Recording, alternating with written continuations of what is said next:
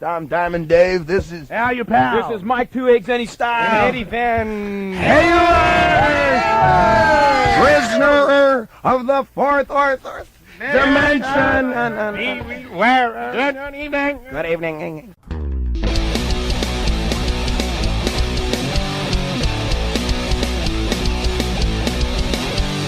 Grab a chair, Mr. Webb, this is down. It's my podcast. This guy's insane. Rock your brain. It's just a song. A Steve here out.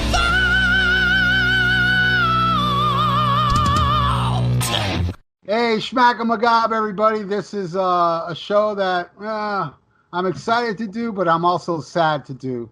This past week, we believe it was Tuesday, we lost my favorite guitar player, Edward Van Halen, as well as my two guests, and I'm very, very excited to have these two guests. First, I want to introduce somebody that I've known since the third grade. Am I right, Yai? Third grade? Buddy, I think it's actually maybe even second grade, but it's close enough, man. I think, Mayhem Walters. Mayhem Walters, since elementary school. And this was my best friend way back in the school days, and we discovered a lot of things together. But we'll get a little more into that. And my other guest is somebody that is known in the podcast community, of my podcast community, but has never heard him. Somebody that's mentioned a lot, but he's never been on a podcast. And here he is now, finally, Mr. Ruben De La Rosa. Hello, Breed. Thank you. I got two of my inspirations on the podcast of Van Halen here, and I'm super excited and honored. Hialeah legends. Yes. These guys are. And right before we get into Hialeah, and I'm going to tell you something that Yai probably doesn't even know. It's so weird, but Ruben knows this. Me and Yai were inseparable. We hung out all the time. But then I moved to Miami Beach around 1984. And, we were still friends, but, we weren't hanging out as much at the same time. But right when I moved to the beach, Yai started hanging out with Ruben. And... Right. Then Ruben became, part of the gang of Hialeah. And then I met Ruben in 1999 at Churchill's, and he knew me from the college radio, right? Yep. Yeah. He knew me from the college radio show. So we met at Churchill's, and I remember you gave me a mixtape you made for me. And, that's rare. And you put on the mixtape your phone number. And you said, give me a call. So I gave him a call one day, and this was back in the day of caller ID. Yep. And Ruben saw Ralph Vieira calling him, and you didn't even pick up and say hi. You just picked up and going, yo, are you Yeah. Yeah, that was the first thing I said. I go, because Yai used to talk a lot about you. Mm-hmm. And he goes, oh, Ralph Vieira seeing TNT, and then it just everything. Like in those days, it was like, oh, my God, it was like the greatest thing. And then when I finally saw Ralph Vieira on the caller ID, I was like, man, are you the Ralph Vieira, Yai's friend? He's like, you know Yai? And I was like, Yai, bro, that was like the godfather, like the legend, bro. He took me under his wing because he saw that I knew the ways, you know what I'm saying? But he's a friend, bro. He's one of my best friends. You know that because he's one of your best friends. Yeah, I mean, it's funny because, in 1984, you started hanging out with him, and I didn't meet you till 99. It was more like 85 when I started hanging out with these guys. But, yeah, it was like right there, right close. On the cuff. Yep. Yeah, we met him through like Chris Rivas Psycho. Chris Rivas, Frank Blanco, those guys, like, they would always talk about Yai. And when I walked into his room and I saw two chicks and a bunch of Van Halen and Queensryche and Vandenberg posters, dude, you had me at the door, bro. You know what I'm saying? Man of War. It looked like a Man of War type of thing. Fucking, the pinga. Incredible. That is funny, man. It's my little brother, man. Little brother I never had. Yeah. Always treated me, bro. Special, bro. This is about Eddie, and I'm about to cry for Yai. But come on. Well, Yai is a godly person. I mean, yeah, he is. He's godly. They don't make many people like Yai. No, And no. Yeah, so, like we were saying earlier, me and Yai, like you remember Yai, we weren't really music fans. We were movie fans. Right. Exactly, man. Time. We'd go see like Rocky and Slapshot and what was Bad News Bears, Breaking Training or something like that. Breaking Training, man, back in the day. Yeah. I remember seeing in your house The Onion Field on HBO. Man, that was a long time ago. Over the Edge. Oh, Over the Edge. Remember this. And we'll get into Eddie in a second. Remember this, Yai. You and I went to Kmart and they had the Over the Edge soundtrack, and I bought it before we ever saw that movie. Yeah, I remember that because because they had Cheap Trick and Halen on there, man. Yeah. Yeah. And I bought it, and I didn't get to see that movie till like 3-4 years later on HBO, like at 1 a.m, because it wasn't. I don't remember it showing in the theaters down here. I saw it on TV. My dad had on TV, and I saw it through there. But that's rare that you guys. And Ralph has the soundtrack, so that's even more fucking dude. That's still super have rare. Yeah, we love that movie. Matt Dillon. Wow, that was an excellent movie. I think that was Matt Dillon's first movie, if I'm not mistaken. It was, and he wasn't even an actor. They just hired him on his looks, and look, he became big. Bro, what year was that movie? Like the 79. 79. So they already had the Power Rage, the Angus thing on there, and they had if Halen was already out 78, so that were the Cheap Trick. Bro, yeah, the soundtrack has to be sick. Power Age was 78, so I'm sure that movie was probably filmed in 78. 78, yeah, probably. And released in 79. Halen was on You Really Got Me. That was the song on that movie, right? Yeah. Yep. That was the scene where they went to the house party. Yeah. Bro, how many Hialeah house parties you went to, and that song was one of the first ones you guys, and especially you guys, that you went to a bunch of the early fucking parties. I was on my home and shit, but I was still fucking, wanting to be at all those. Yeah, Ralph had the killer parties on 38th Street with his brother Manny, and we had bands playing in the backyard. Oh my God. Remember that? That's fucking rare, bro. That was awesome. Everybody, when you go to a party, they have like, the stereo blasting. We had a fucking band. That's fucking killer. Wow, yeah, because my parents like went to Vegas or something, and while they were gone, we threw this big party, and this big yellow school bus pulled up. Remember that, Yai? Oh, was that Sal? Yeah, the Oz years, man. Yeah, the Oz years with all these guys, Ralph, the other Ralph, Greg, Sarah, Henry, all the Fred. My God, Paul Stanley, bro. Yeah, he shows up there doing his hair. I remember him jamming. We had I Love It Loud. Oh my God, the kids, he was there banging back and forth, and he looked like Don Barnes from 38 Special. He had the beard. Yeah. The big frizzy hair. That's fucking rare, bro. It was like, I don't know, 40, 50 people, and they were all hanging out on my mango tree, drinking and shit. It was insane. Incredible. Yeah, that's fucking killer. Ralph's parents used to go to the Hialeah, bro. We used to party, man. Yeah. Come back late, so okay, we could party anyway. Yeah, because I actually had a house behind my parents' house, so I kind of lived alone even at a young age. Yeah, man. Oh, you guys almost went to the Journey Thin Lizzy, man. My God, you want to tell that story, Guy? Gary Moore, fucking, and Neil Sean, bro. I mean, we almost saw Journey and Thin Lizzy, and we were going, but what happened, Guy? Well, was that July 7th? I remember we were at the beach, and I told my dad, "You got to take us to the concert." Yeah. And he gave us a hard time, and we eventually, we didn't go. But I was really mad at my dad. And remember, I think at that concert, what happened was there was a fire. Something happened. No. Somebody got shot. No, not shot, but somebody was shooting a gun outside the Hialeah at that show. Man, but that concert, we wanted to go so bad, man. Yeah, what I recall, and I don't know what you did, Yai, but you pissed your dad off, and he goes, "No, I'm not taking you to the concert." That's what happened.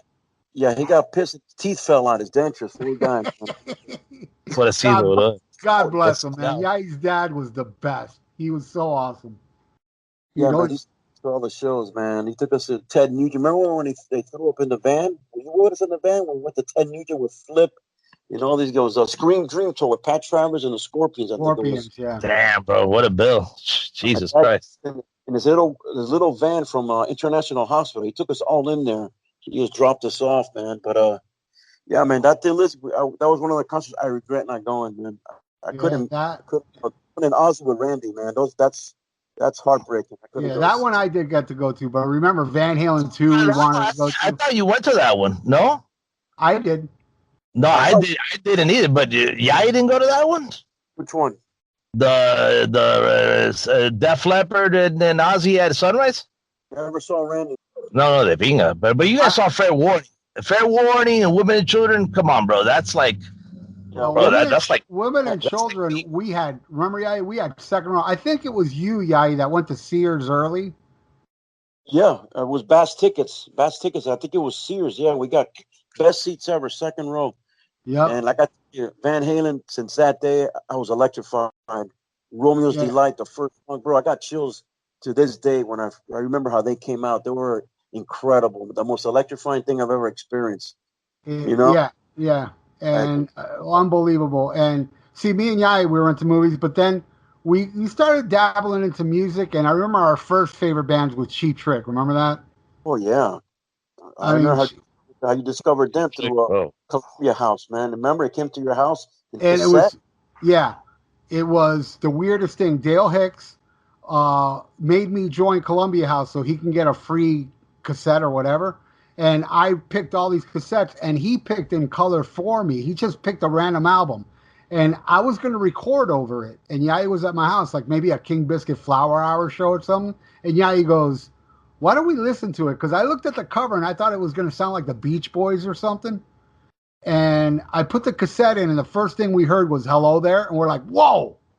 And then we became huge. This is before at Budokan, you know. This was before Van Halen 1. You know, this was 77, around there. And then we heard that before even their first album, you know, the first Cheap Trick, man. And then forget about it, man. That band is one of my favorites also. Yeah, we became fanatical. That was like our favorite band as kids. And then Van Halen 1 came along. And forget it. I will never forget to this day, us in your room jamming on Van Halen 1 and On Fire doing air drums. Yeah, air drums and air guitar, yeah. Yeah. But that part, that doom, doom, doom, doom, doom, doom, we were doing it together and shit. We had a very special friendship and a very special, you know, because Yai and me we would like, you know, buy albums and turn us on. I'll never forget Yai bought If You Want Blood, the vinyl. Yeah, I remember that. Oh, I'm going to go into a bunch of shit right in a little bit too, because all these albums are tying in to my life too, bro. So. But I got to say, Yai bought it, If You Want Blood. I went to his house, check out this album I bought. He played it, and I said to Yai, oh, it sounds good, but I really don't like that singer, because I thought Bon Scott sounded like an alien. I never heard anything like that at the time. But But now he's like one of my favorite singers. The first time I heard it, I was like, whoa. But Van Halen, let's get back to Van Halen. Van Halen changed everything for us. Even before Van Halen 2, we were in tune with that first album, in love with Eddie, Dave, Michael, Alex. We were just the biggest Van Halen freaks at the time. And, But, and then, you know, we didn't get to see Van Halen 2 tour, which played the highlight. We really wanted to go, but we were too young.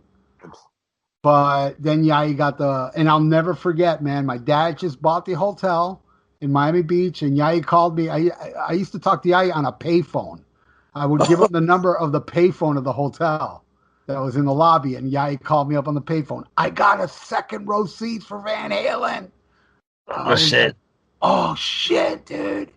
And we went, and yeah, dude, we were all the way up front, and it was fucking mind-blowing. Remember this, Yai? David Lee Roth goes, you're all going to be on TV, and they brought out video cameras. Yeah, I remember. on TV, I remember that, yeah.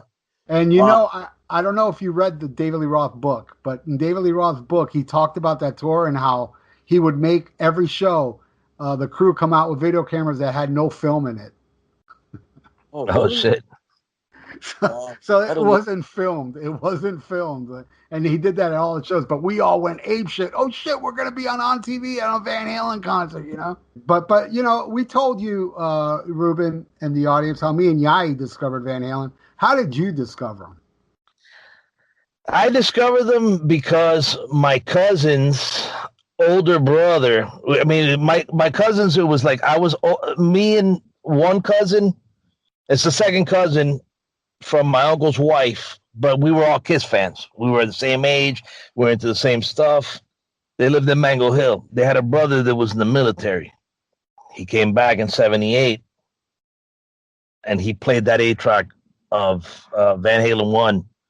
And that day, Kiss, it just wasn't the same for me after that. It's like, that was my favorite band at the time, and I loved them to death, but Van Halen just opened up another world. I mean, it was like, what the fuck is this? You know, a second song was a guitar solo. I mean, and a good one. I mean, I know everybody plays it now, but when you first, it's like, what is this, man? I mean, that guy was out of this planet, man. He changed the way guitar was from Hendrix. I mean, Eddie changed everything, man. Changed everything. God's a beast. I always say, and Ralph knows this, and you know this, and everybody knows. I always say it. Revolutionary in the hard rock, heavy metal, because I'm gonna throw both those in there because la gente get their panties in a bunch. But heavy metal in the '70s was what people would consider hard rock today, and that was heavy metal. Yep, But AC/DC.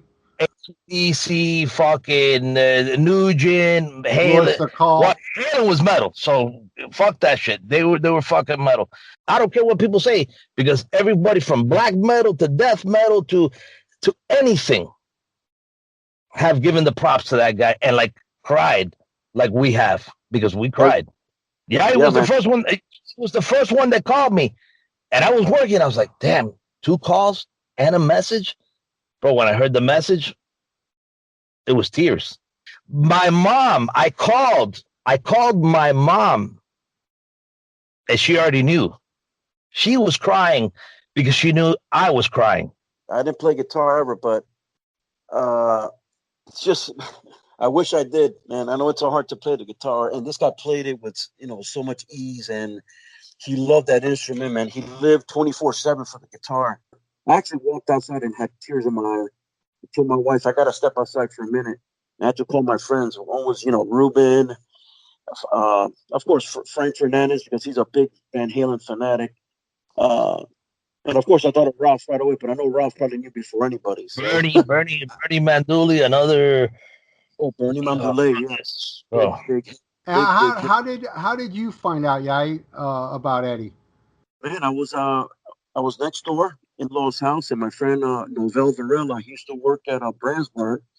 He goes, "Are you working?" And I go, No, I'm over here next door, my in-laws. He goes, "Eddie just died." I go, "What?"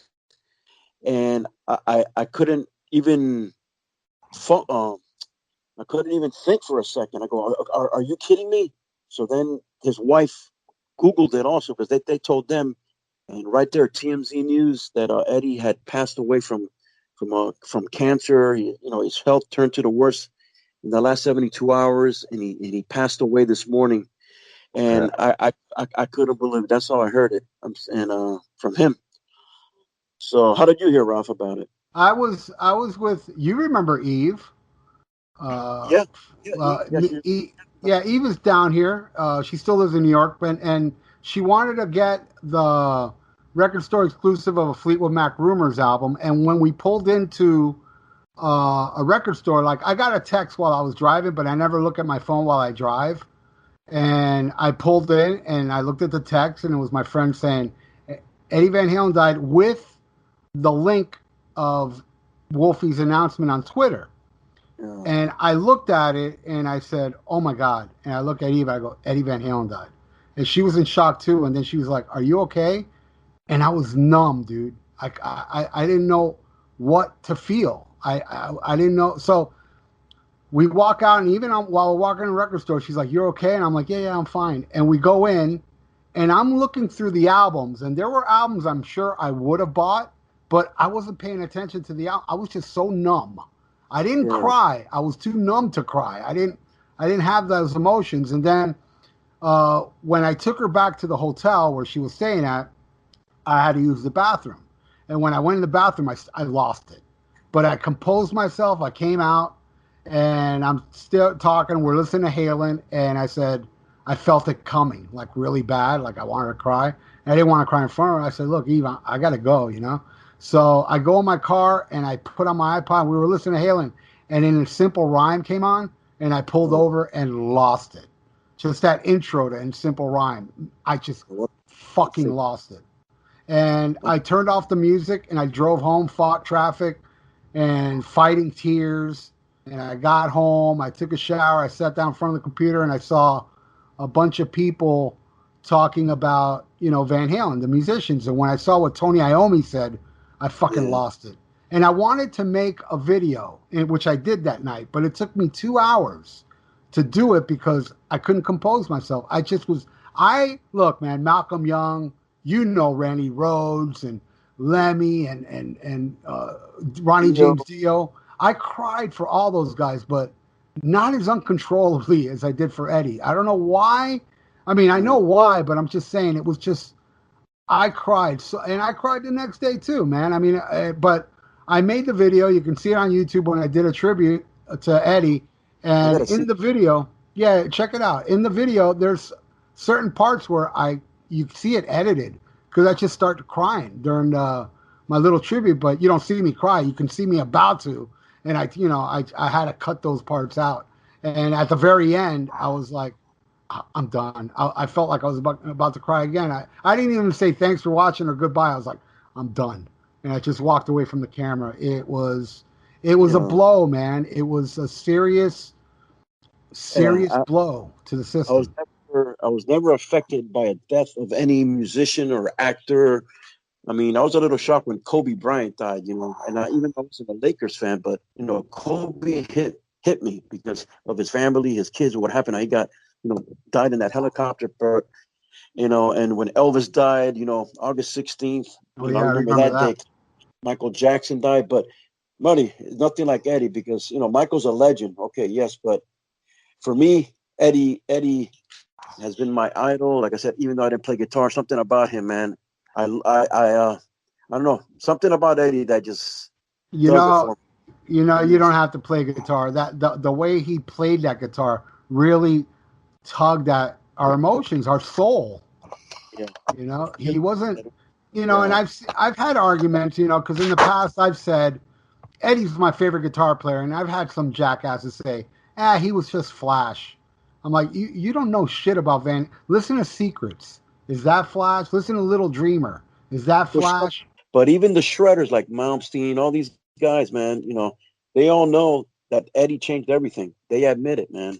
Malmsteen and DiMeola really don't give too many props to anybody. And they really gave a lot of props to Eddie, you know, like saying, because it's the truth. Eddie, you know, DiMeola was doing his thing and fucking Yngwie came out after. Like I said, well, I was going to tell you guys, revolutionary. And you know what? As people said, Diver Down, too many covers and stuff. And me and Ralph have talked about this too, that Dancing in the Street, I heard it the day Eddie died. I heard Hartford Teacher and Dancing in the Streets that day on Big 106. Big 106. That whatever they say is classic rock, which isn't classic rock anyways. But they played those songs. And I had a friend of mine with me, and I go, you see, I was never a big Dancing in the Streets fan, but how they did it with the volume swells and then Eddie and just, bro, like I said, you can't top Fair Warning in my opinion. That's my favorite album. Like you guys know that. You can't top that. What else are they gonna do? Listen to all the other songs, Full Bug, Secrets.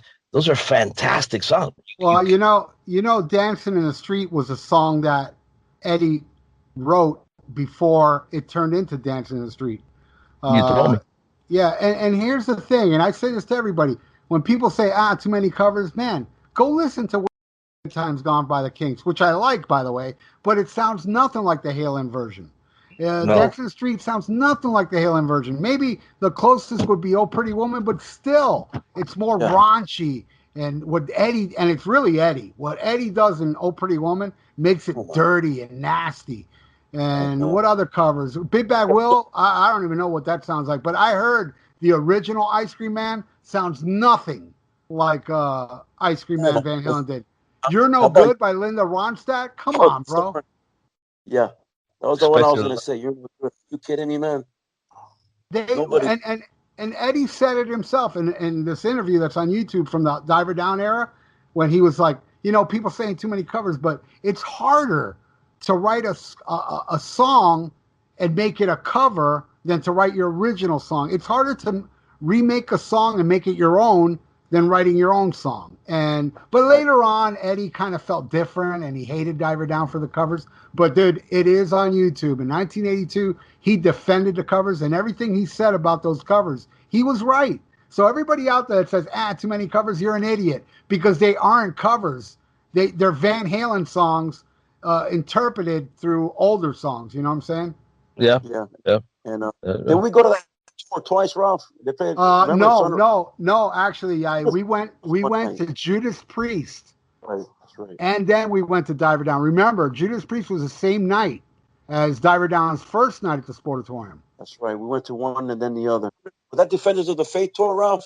No, that was Screaming. That's Sunrise. And that's fucking crazy, bro. Two fucking shows like that. Two phenomenal shows. One thing I never forget this, and I don't know if you'll remember this, Yai.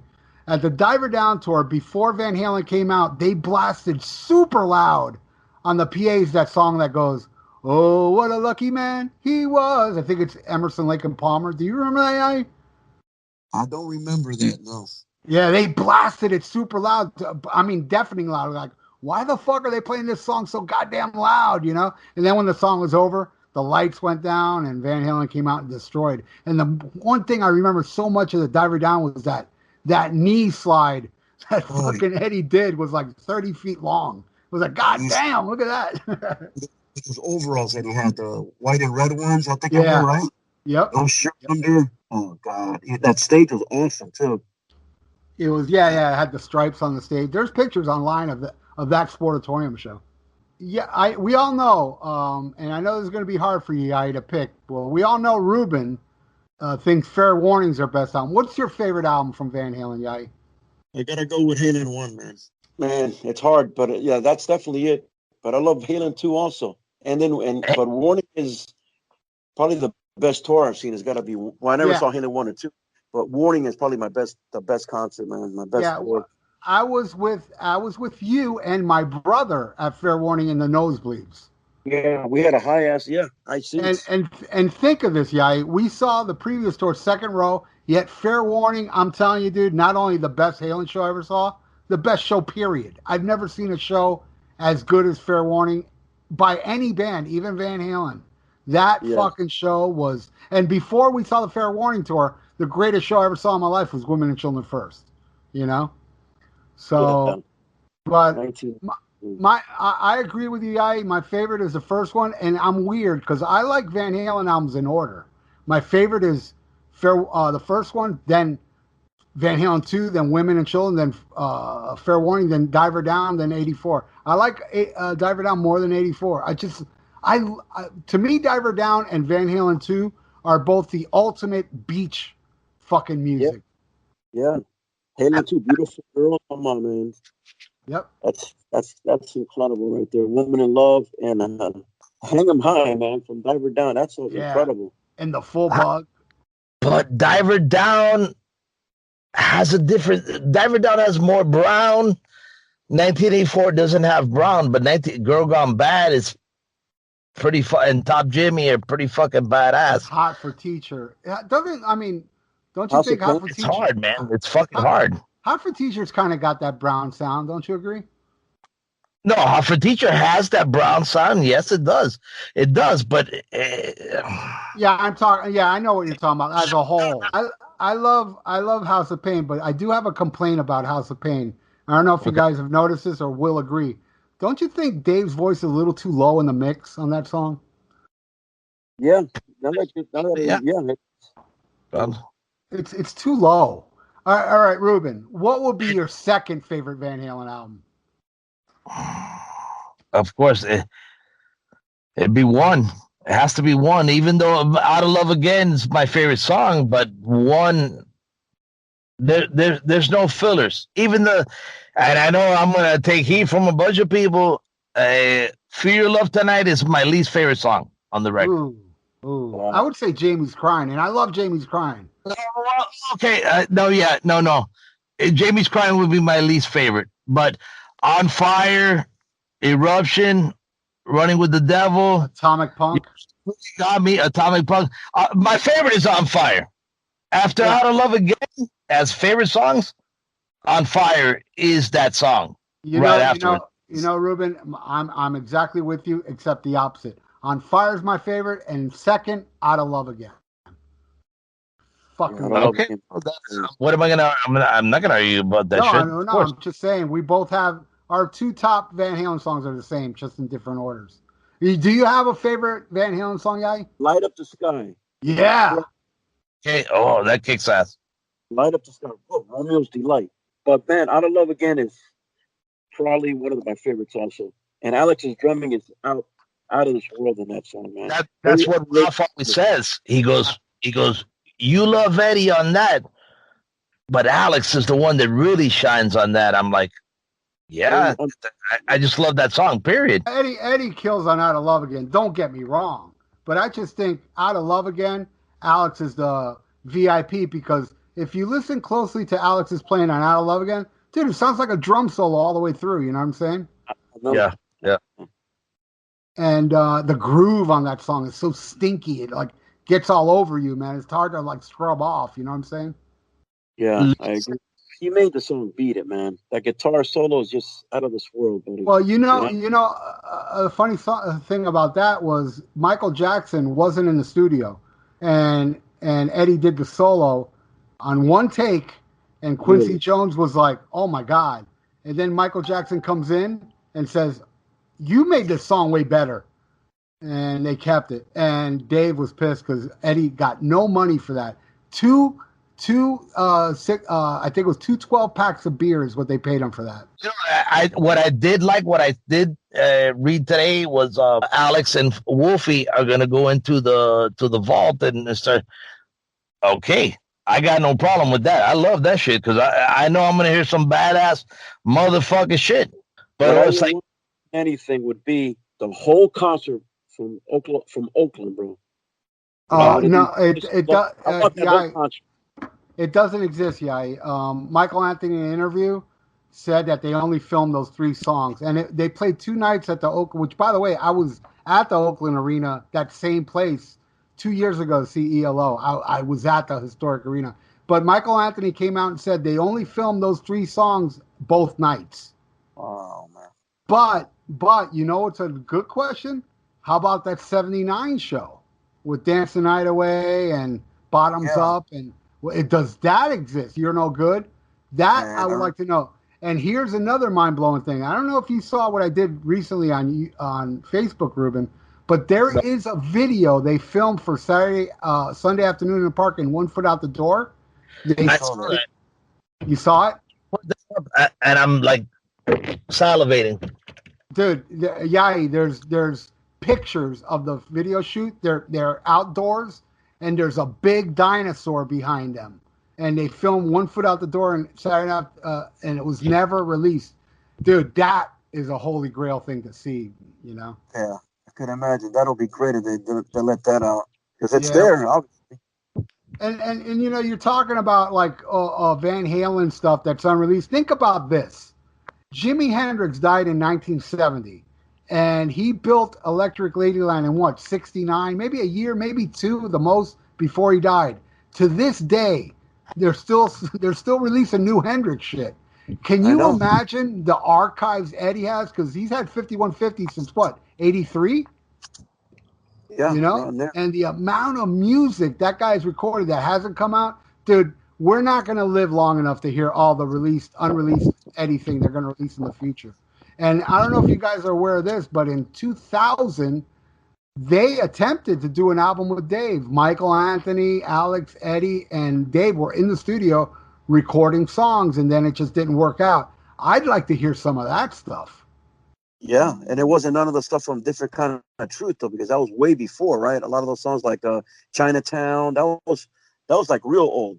No, Correct? Chinatown was new, but a lot of songs on there were old, like She's a Woman and Chinatown and Honey Baby Sweetie Doll were like new. yeah, and As Is was new. And there was like for me, from that record, Chinatown is my favorite. Nuno talked about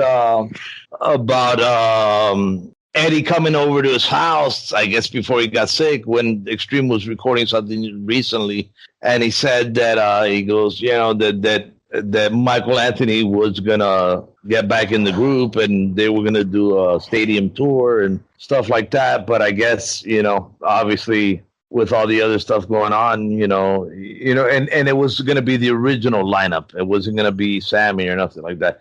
Not Sammy fans, don't get your panties up in a bunch.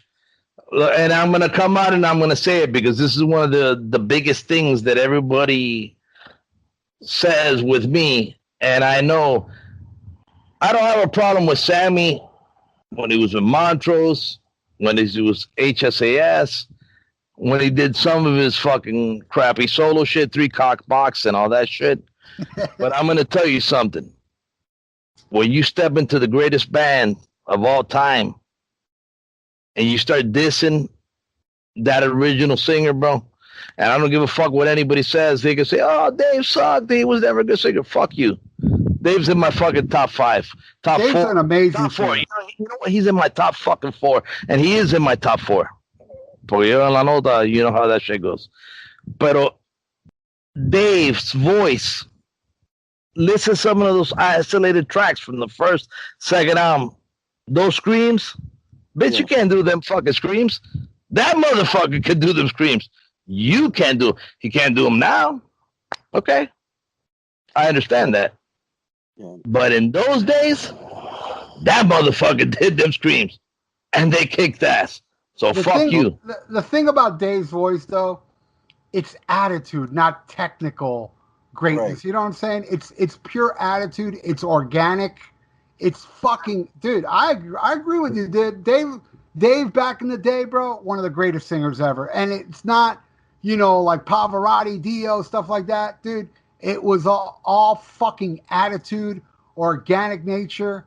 And I'll tell you this now: when they were recording Van Halen 1, Ted Templeman was like, "Nah, man, we got to get rid of Dave and get Sammy Hagar." And thank God the band stood up for Dave. But Really? in retrospect, this is a quote from Ted Templeman. If I would have got Sammy Hagar to join Van Halen in '78, I would have made the biggest mistake in rock history. And it's true. I mean, look, this ain't no Sammy Bash Fest. Hey, we're saluting Eddie. He wanted Sammy in the band, so that was. Hey, Eddie was as responsible as Van Hagar as Sammy was.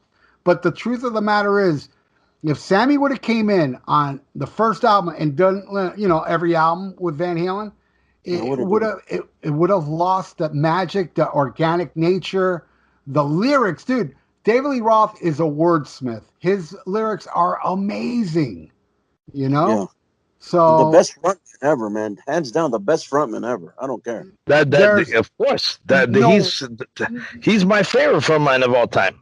Bro, come on. Oh, fucking este tipo, ¿cómo se llama? Jim Dandy. He is the fucking man. And even Jim Dandy would tell you that. Well, he goes, I even love Dave myself. Because Jim Dandy said it himself, dude. He said it himself. What Dave did was he took what I did and made it better. Yeah, you were with me, bro. When Van Halen, like the first time David Lee Roth would speak during a show, after the first 2-3 songs, and David Lee Roth would stand in the middle of the fucking stage, not say a word, because he couldn't, because the crowd was going too ballistic. The man would just stand under a spotlight, and he had the crowd in the palm of his hand. Yes. Nobody is better than David Lee Roth as a frontman. The guy was magic. Yeah. And gotta tell you, even when he left Halen, that he had his own band with Steve Vai, Sheenan, and Bissonette, he was incredible. Yep. He was incredible. I mean, he picked a band to try to kick Halen's ass. And in a way, he did because Sammy was a little different, and Dave came out with that "Eat 'Em and Smile" and forget about it. Skyscraper, my friend, blew me away. Blew me away, man. Eat 'Em and Smile is Van Halen, man. I mean, it's a total Van Halen attitude, organic nature, and Dave took Van Halen to, his solo more of a Van Halen feel where Van Hagar didn't sound like the classic Van Halen, and they refused to play a lot of those songs, Okay, yeah. Can I jump in real quick? Go ahead. Yeah. Oh, I told people recently, and you know me, how hard-headed or whatever, but I said, Get Up, Summer Nights, and songs like those. I could see David Lee Roth singing those songs. Those songs could be written for David Lee Roth. Imagine David Lee Roth singing Get Up or fucking or Summer Nights. That's total Dave. Think about it. There is a rumor that that they did record Summer Nights with Dave. There's a rumor about that. I didn't know that. All right, yeah, he's got to go in 2 minutes. So okay. I want to just say one last thing to Yai. First of all, I want to thank you, Yai, for joining us on the Ruben De La Rosa show. Can't see out the way. You gotta do your own podcast. You know that. You gotta do your own podcast, man. You're awesome, Ruben. Ruben, you're awesome. You should do your own podcast, bro. Nah, fuck that. Yeah, man. Dude, you've been great, dude. I'm not slamming you at all. It's just you took over the show and you kicked our asses. But I want to say one last thing to Yai because he's got to go. Yai, remember, like one thing that I didn't mention earlier is that before Van Halen, we were all into Cheap Trick, but we were super into Kiss too. Oh, big time. Big time into Kiss. And I'll never forget. I'll never forget, Yai, when Kiss Meets the Phantom of the Park was live on TV. I saw it in the living room at Yai's house, where in his bedroom, he had a little cassette player next to his speaker on his TV in the bedroom, and he recorded it all. Remember that? Yeah, I remember that. I remember that clear thing, my friend. Yeah, and Kiss changed my life. Those guys were incredible, man. The stage, just pick up. This was very special to me also. They changed my life, man. They did. You couldn't escape Kiss at our age in '78. Fuck them, man. I never like it, man. They were incredible. Yep, and not only that, I mean, we took the little recorders into theaters. We recorded The Exorcist and Up in Smoke. We used to go to Hialeah Theater where Ruben used to go to that theater also. Hialeah Drive. We're there on Palm Avenue. Ruff, remember that time we went to the theater, man, and you peed all over the floor? Wow. Remember that? No, but I was a bad kid. Yai reminded me earlier. I was the first kid he ever knew that skipped elementary school. Yeah, bro. Ralph skipped third grade, bro. Where's Ralph? So he skipped school. I can't believe it, man. That was fuck up. That was a fuck up. I'm amazed I never ended up in jail. Yeah, I know, man. You used to do some crazy stuff. Well, Ruben knows all those places too, man. And you think he knows every place we went to. From Saire ahí, Las Tetas en el Aire ahí. Las Tetas en el Aire. And going to Jefferson's. Ralph, didn't Mr. Jeffrey caught somebody shoplifting there? It was me. It was, dude, my PE teacher, Ferguson. Yeah, Ferguson, Who, by the way, would screw some of the schoolgirls. Do you remember that? Yeah. That guy was screwing some of these underage girls at Filer in his little air-conditioned room. Well, that guy caught me stealing at Jefferson's because he was a security guard on the weekend. Yeah. And I'll never forget, he's like, "Hey, Junior." I gotta say something real quick. This is a shout out to all the Hialeah guitars legends back from the day, man. Angel Marlowe, Tony Medina, Glenn Kenny. Those are three guys that were damn ass bad Halen fanatics. Who was the guy, Yai, that you and I went to go to his house in Miami Springs? Glenn Kenny. Glenn Kenny, that guy, we had the room with a Marshall. That's what I told Ralph. I go, bro, it has to be Glenn. Of the local guys, David Scott, man, from Tough Luck. Oh, yeah. But Angel Marlowe's like the guy that. I remember when we first got the guitar, he had like a Gibson SG playing AC/DC, but the dude was a big Halen fanatic, man. And Daniel turned out to be an incredible guitar player from. Everybody there? Yeah, you Yeah. hear us? Hello? Ruben. I think Ruben's... Hello? You hear us, Ruben? I see he's still there. Probably his phone went down. Yeah, Ruben But habla anyway. mucho. Yeah, his phone gave up on him. But dude, yeah, Yeah. I would love to have you back on the show in the future so we could just talk about all the crazy shit we used to do.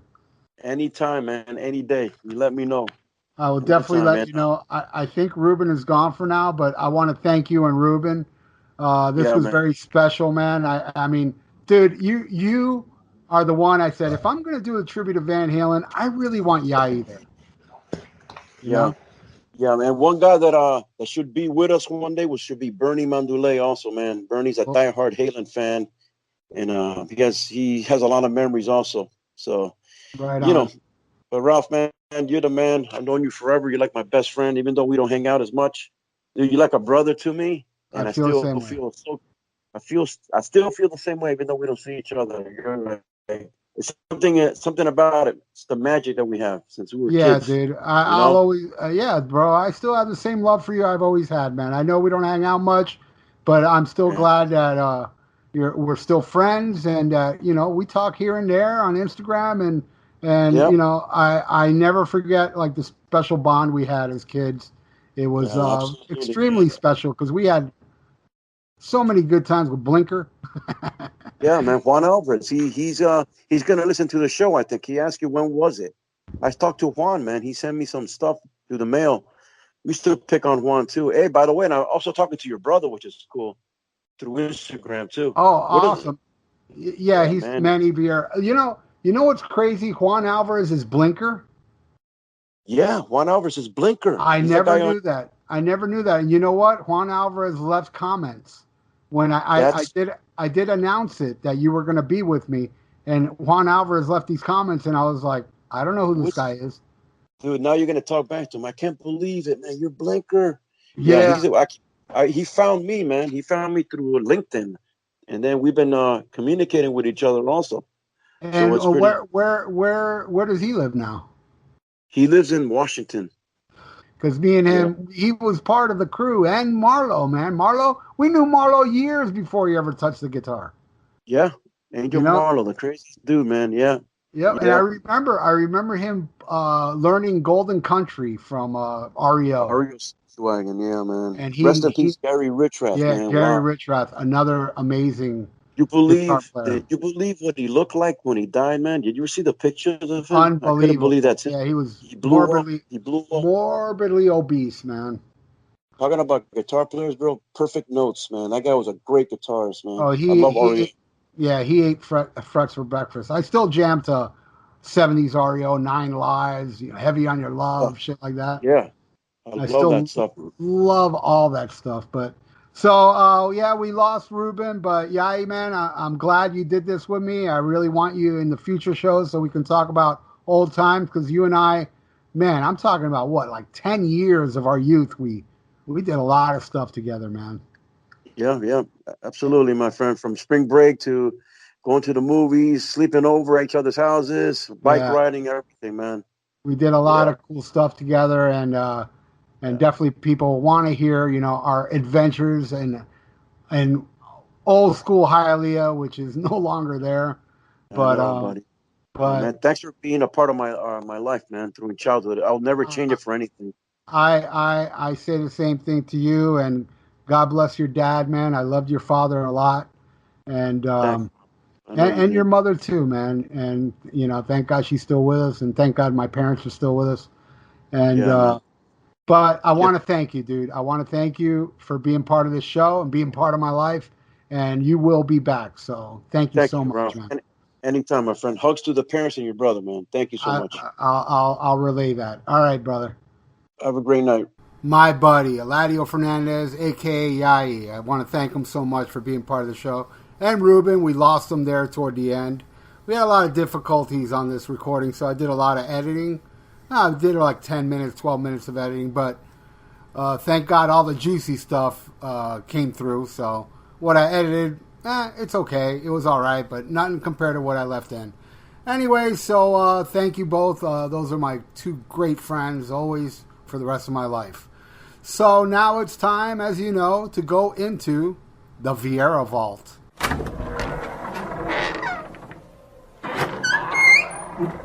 This week in the Vieira Vault, I got something extremely special having to do with Van Halen. The first time I saw Van Halen, Women, Children First, with Yai, they went to WSHE, a local radio station, for an interview, and I think this is the greatest Van Halen interview. I've heard millions of interviews online, and through the years, through radio broadcasts, but this is the most out of control, crazy interview I've ever heard of Van Halen, from Van Halen.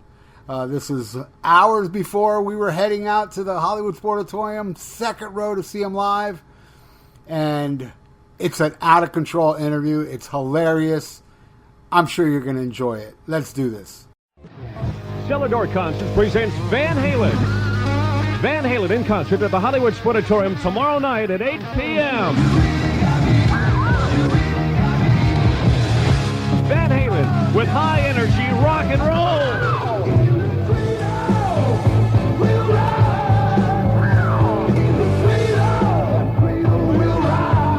Tickets are $9 reserved plus a service fee. It includes parking. No cameras or recording devices are allowed in the Sportatorium. Come on out and rock to the sounds of Van Halen in concert with special guest Cats at the Hollywood Sportatorium tomorrow night at 8 p.m. Right. What are you talking about?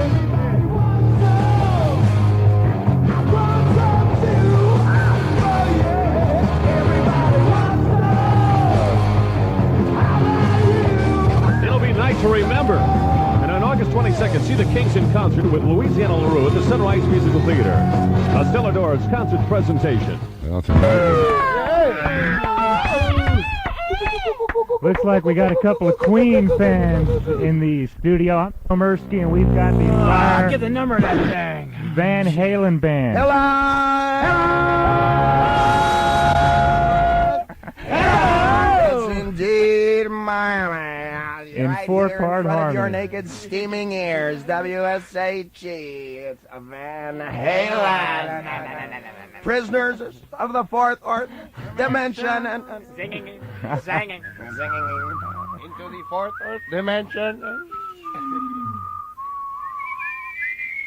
Beam up, Scotty. No sign of intelligent life down here.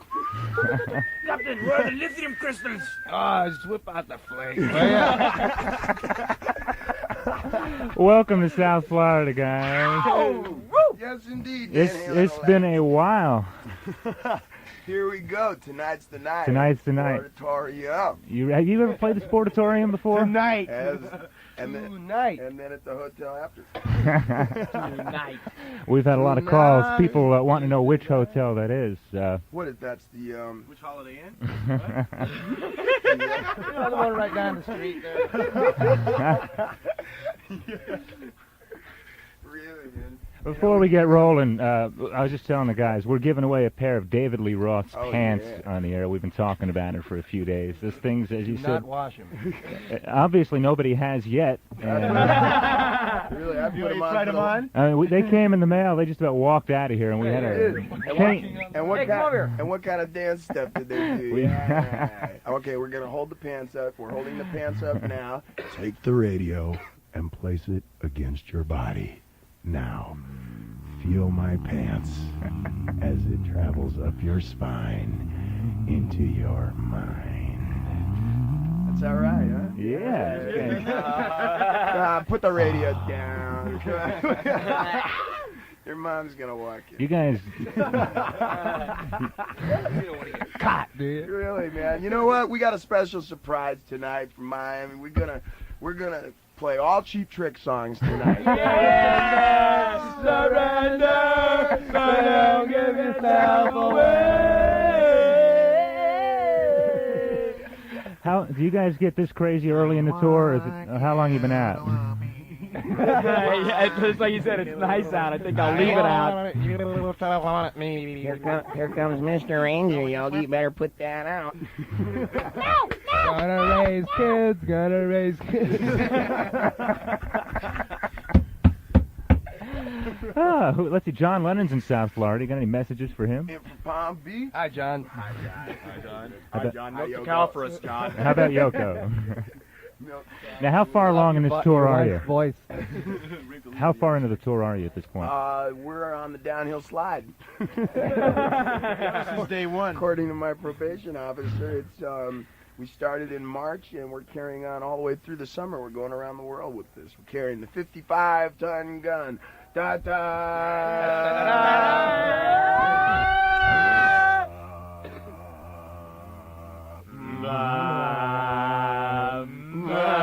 Van Halen strikes out on the road. And yet another spectacle of production and craze.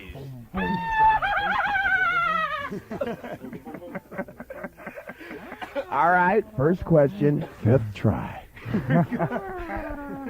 Where did you? No! How'd you get together? Were you guys like totally sane when this tour started back in March? No musical influences here. It's all based on attitude and the lack thereof.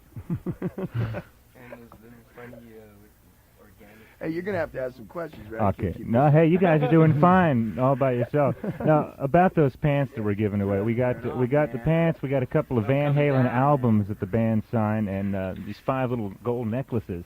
Have you seen those necklaces? Yeah, they're nice. Special Colombian gold, and it took a long time to weave them together, and it Done by DC3. We had them in and it crashed. It's my sister you're talking about. How about some music off the latest album to get people in the mood for tonight's show? In the mood, Get us in the mood as well. This sounds like the natives are getting restless. For those of you out there in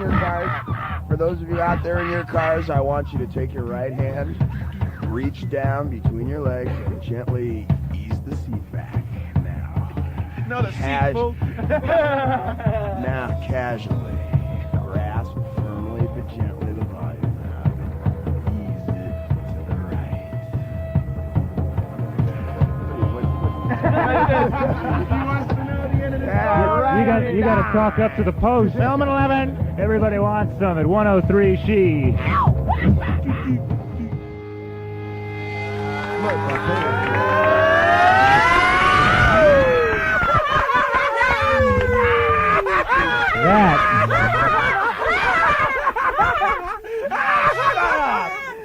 That was a cheap trick. That was Van Halen on She. They're here in the studio admiring. I didn't know you guys were such Pat Benatar fans. We are. We're sitting here looking. We're trying to figure out what her legs really look like. We're sitting here looking at a picture of Pat Benatar here. Holding it in one hand. And Mike, what is your favorite part of her body in this picture right here? The background. The back. She ain't got no jack bone. What's a jack bone? Well, that's the Jack Daniels bone. I get a Jack Daniels bone, but Pat's not doing it to me. Michael likes a girl who knows what she's doing because after a bottle of Jack, I don't. Pat Benatar, yes indeed. No, Ed told me a little story about her the other night. He said, "Roll over, darling." She said, "I am over." And it was like, what's your favorite the part of relationship has been going downhill ever since. And People Magazine had to scratch the story. Ed, what's happening here? What's going on? I don't want to discuss it. Okay, let's talk about brown M&Ms. Let's get serious now. That's a simple case. What happened is we were playing in Pueblo, Colorado, and in our contract with the promoter, for the stage size and for the the lights and the PA, the whole thing reads like a book. And so as a joke, in the middle, we stuck in a thing that says no brown M&Ms. I think he skipped that page. And we walked backstage, and there were brown M&Ms in the dish. So we told them we weren't going to play, and we got very emotional about it, and we threw all the food around the dressing room. And they decided to cancel all the concerts because the kids went crazy. People went crazy during the show, which, of course, we have no control over. And, they blamed the whole thing on my brown M&Ms, man. So better be cool or you're going to get a note with a brown M&M in it through your window, Jack. Is that still in your contract, that brown M&M? Brown M&M's, things get out of hand. That's and on right. the wall. I'll bet you haven't seen any since. Out of hand and on the wall. That's the title of our next album. It's a disco religious punk effort with 15 pages of accompanying text, and it's so. If you listen to it, we're gonna give you a test. Yeah, we're gonna give you a small quickie quiz, and Go then on the road with the Moron Tabernacle Choir. yeah. With all this time on the road, did you guys start any work towards the next album? Pat that guy in the back. Something's wrong. Dang. I gotta sing tonight. Cut it out. He's all right now. Oh, he's looking at Pat Benatar's picture again. Dave, come on. Who else are you guys fans of? We've already slammed Cheap Trick, Pat Benatar. Who else can we tear apart while we're here? Over there? Kelly Lang. That's Kelly Lang. Oh, it is? Who's Kelly Lang? I have never heard of her. News Center 4, the queen of the figure 4 leg lock. Oh my! And she got Michael in a figure 4, held it for 20 minutes the other night, man. He hasn't been able to look over his right shoulder since.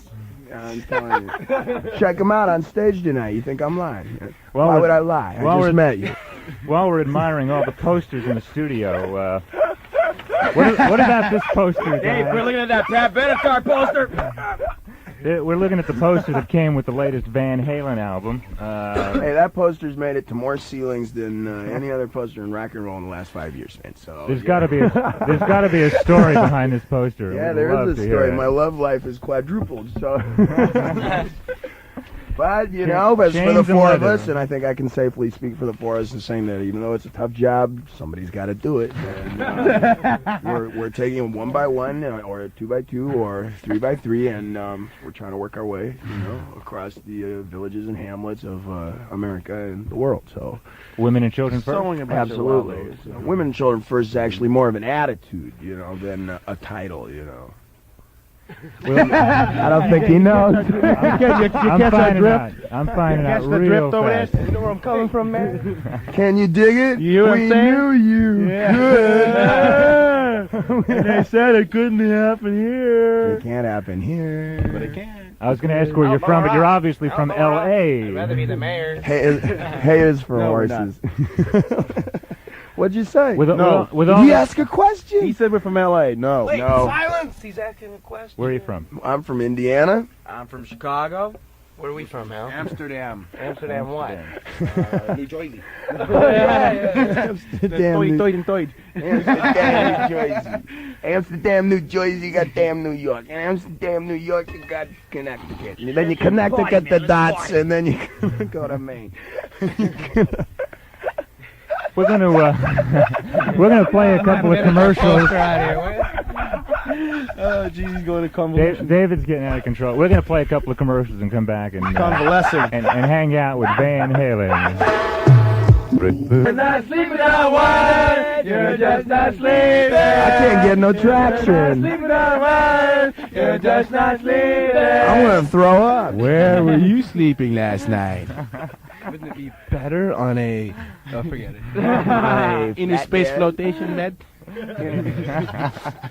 Come and taste the world of Van Halen. Open wide, spread 'em far. We'll fill you up right to heart. Right to heart? Backstage Open tonight. wide, or spread 'em far. Backstage tonight, the exclusive Van Halen club where we'll nigger up front, poker in the rear. Here we go. Hey, if you're not sleeping on one, you're just not sleeping.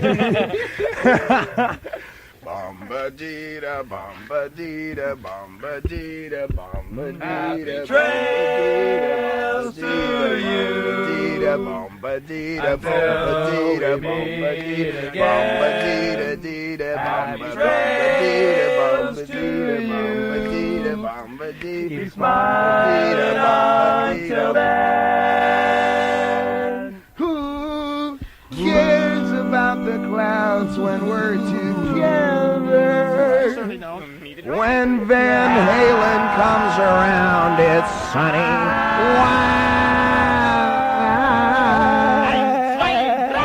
Happy trails to you. Till we meet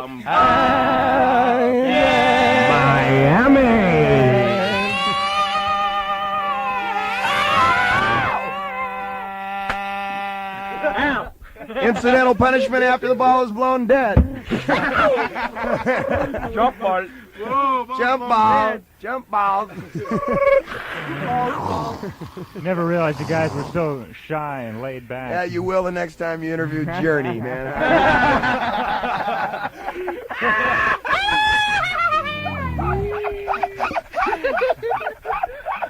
We did a few weeks ago, and you're right. We would like to thank you guys for coming by here. Yeah, but you won't because... but we won't. We'll see you tonight at the Sportatorium. Yes, indeed, friends. Be there, be square. We'll be hopping and bopping and popping with the best bet for the boss beat at the top of the pops. Smash, go! Shut up, Dave! At the time we tunes for those with the textured taste.